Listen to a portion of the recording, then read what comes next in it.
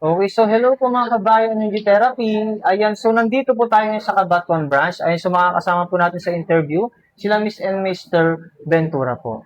Ayan, so tanong lang po sir, mga ma'am sir. Ayan, so paano po natin nakilala ang bioenergy therapy? Sa aking mga kaibigan, sir, sinabi nila sa akin, Okay, so gaano po kayo kalayo naman po dito sa bioenergy therapy, mami? mga 4 kilometers. 4 kilometers.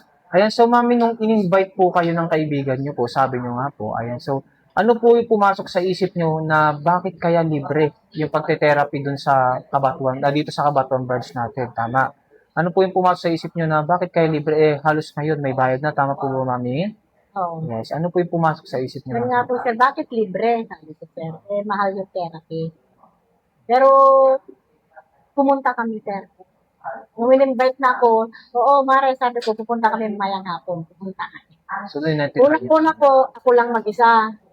Mga 1 linggo siguro, nakikisakay lang ako. Tapos wala akong makuan na sasakyan noon. Nagpasundo ako sa asawa ko ngayon. Sabi ko sa kanya, ay subukan mo rin maganda. Yes. So, Sinubukan niya, sir. sinubukan na po ninyo mag-therapy. Ayan, so mami, syempre, bakit natin sinubukan mag-undergo ng therapy? Syempre, ibig sabihin, pag gusto natin mag-therapy, meron tayong gustong mapagaling, tama? So, ano po yung mga health problem natin, mami, kung bakit tayo nagte-therapy ngayon?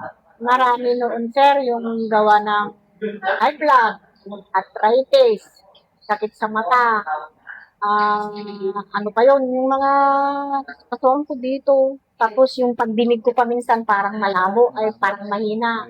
Si daddy po, mami, Si daddy, arthritis na. arthritis niya. Yes. Ayan, so mami, ilang araw naman na po kayo nag-undergo ng therapy dito? Matagal-tagal na rin po, sir, kaya lang minsan absent-absent kami. Nag-absent kayo, mami. So, almost ilang buwan? 3 buwan. 3 months na. Ayan, sa loob po ng 3 months po natin nag-undergo ng therapy. Ayan, so sa dami ng sakit ni mami at ni daddy rin po. Ayan, so ano po yung mga improvement na po na nangyari po sa loob ng 3 months Lahat natin? naman, sir, kasi nagpa-check up ako lahat. Bumaba lahat. Gawa ng aking, yung high blood. Nag-normal. 120/80 sa diabetes. Sabi ng, naman, normal daw yung 120. Tapos yung panlalabo ng mata ko, nagaling na rin. Saka, pinaka-mainam yung bang, ang lakas kong kumain ngayon. At saka, matulog. Tulog, wow. Ang ganda naman. So, ang ganda ng improvement talaga ni mami, no? Ayan, so sir, sakit niyo rin po arthritis. So, kamusta na yung arthritis naman ni daddy? Wala na. Wala na yung tuhod. Ayan, so gumaling na po rin yung arthritis ni daddy. Ayan, so dahil po kayo ay nag-undergo na po ng therapy dito sa Cabanatuan Branch sa Bioenergy Therapy is almost 3 months na po at ang laki nga po ng improvement nyo. Tama po ba? Ayan, so ano po yung mga pwede nyo pong mapayo sa mga gusto pang mag-therapy o gustong sumubok na mag-therapy, lalong-lalo po yung may mga malulubang sakit, katulad po ninyo. Ay, may papayo ko lang subukan nila, sir, na mag-therapy para maranasan din nila kung gaano ka inam itong biotherapy.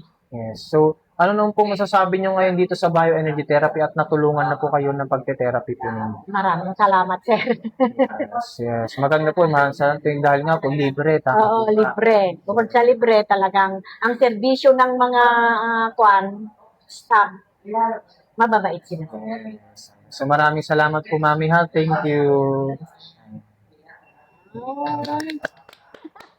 Ikaw naman.